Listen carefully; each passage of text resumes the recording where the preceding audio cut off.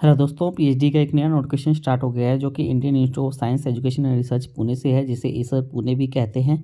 दोस्तों, ये एक सेंट्रल इंस्टीट्यूट होता है। दोस्तों, इन्होंने काफ़ी सारे सब्जेक्ट के लिए आवेदन बताया है और सबसे पहले यहाँ पर इन्होंने बताया है कि जो स्टूडेंट के पास में मास्टर डिग्री हो साइंस के अंदर, मैथमेटिक्स के अंदर या कोई 4 ईयर की बैचलर डिग्री हो मिनिमम 60% मार्क्स के साथ में, तो वो इसके अंदर आवेदन कर सकते हैं। और दोस्तों, इसके बाद में इन्होंने बताया कि इनमें से ये स्टूडेंट के पास में CISR, UGC, NET, GATE, JEST, NBHM, JG, W BLIS होना चाहिए। तो ये इनके पास में डिग्री हो। और दोस्तों, आगे इन्होंने कुछ और भी डिटेल बताई है। PMRF के बारे में बताया है कि PMRF भी यहाँ पर सपोर्ट किया जाता है। और दोस्तों, यहाँ पर इन्होंने सबके लिए डेट अलग अलग है, तो ये देख सकते हैं कि ऊपर सबसे पहले सब्जेक्ट लिखे हुए हैं chemistry, data science, humanities and social science, mathematics, physics.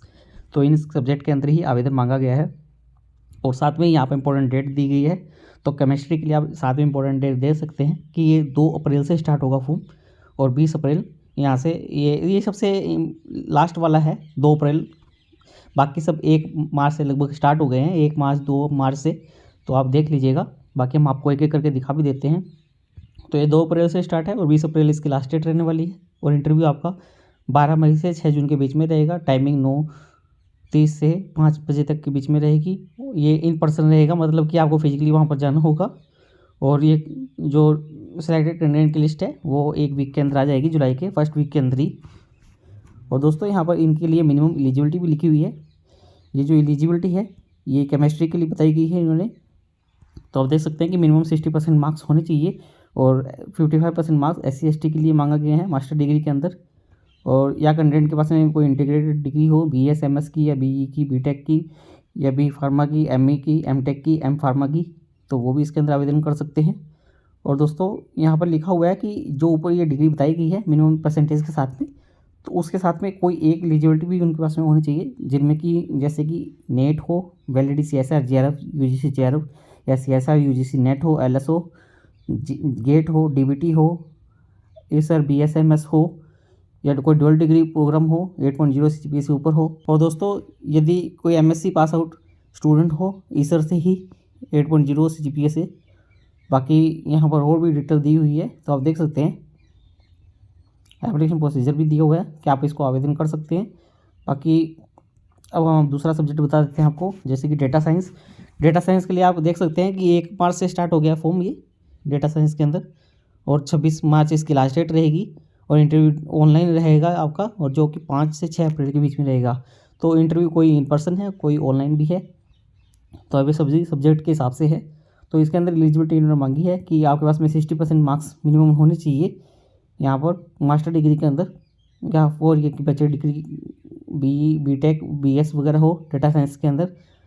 और यहाँ पर SC/ST वालों के लिए 55% मार्क्स मांगे गए हैं। और इनके लिए क्या एलिजिबिलिटी चाहिए, तो इनके लिए वही इनके अंदर बताया है कि CSR JRF UGC JRF DBT GATE NET, ये सभी ही क्वालिफिकेशन चाहिए इसके अंदर। और दोस्तों, आगे इन्होंने रिसर्च एरिया भी बताया है इनके लिए। रिसर्च एरिया के अंदर आपको काफ़ी सारे रिसर्च एरिया दिए हुए हैं। Statistical method, dynamical method, computational finance, काफ़ी सारे हैं, तो आप देख सकते हैं। और सुपरवाइजर की डिटेल्स भी यहाँ पर दी हुई है और ईमेल एड्रेस भी यहाँ पर दिया हुआ है। यदि आपको कोई इशू आ रहा है तो आप इनसे कॉन्टेक्ट कर सकते हैं। और ऐसे ही इन्होंने यहाँ पर ह्यूमैनिटीज़ के लिए बताया है। ह्यूमैनिटीज़ का ये जो लास्ट डेट है वो 26 मार्च है और स्टार्टिंग डेट 6 मार्च है। तो 6 मार्च से फॉर्म स्टार्ट हो जाएगा। और रिसर्च एरिया यहाँ पर दिया हुआ है। रिसर्च एरिया के अंदर आप देख सकते हैं कि इकोनॉमिक्स एंड डेवलपमेंट स्टडीज़, जिसके अंदर कि काफ़ी सारे हैं इकोनॉमिक्स के सब्जेक्ट।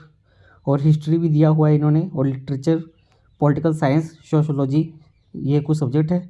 और एलिजिबिलिटी इन्होंने यहाँ पर बताई है कि मास्टर डिग्री के अंदर 60% मार्क्स मिनिमम होने चाहिए। 55% मार्क्स यहाँ पर SC/ST के लिए मांगे गए हैं। और काफ़ी सारे हैं कौन कौन इसके अंदर आवेदन कर सकते हैं, तो जो साइंस को हो, एंथ्रोपोलॉजी के हो, आर्कियोलॉजी के हो, कल्चरल हेरिटेज के हो, या economics, English, history, philosophy, psychology, Sanskrit, sociology, fine arts वगैरह के हो, तो वो इसके अंदर आवेदन कर सकते हैं। इंजीनियरिंग टेक्नोलॉजी वाले भी। और दोस्तों, यहाँ पर इन्होंने बताया कि इनके पास में भी कोई डिग्री हो, एक साथ इसके साथ में डिग्री के साथ में ये एक एलिजिबिलिटी हो, नेशनल एलिजिबिलिटी टेस्ट नेट हो या CSR UGC नेट, LS हो, NBHM गेट वगैरह हो, तो वो इसके अंदर आवेदन कर सकते हैं।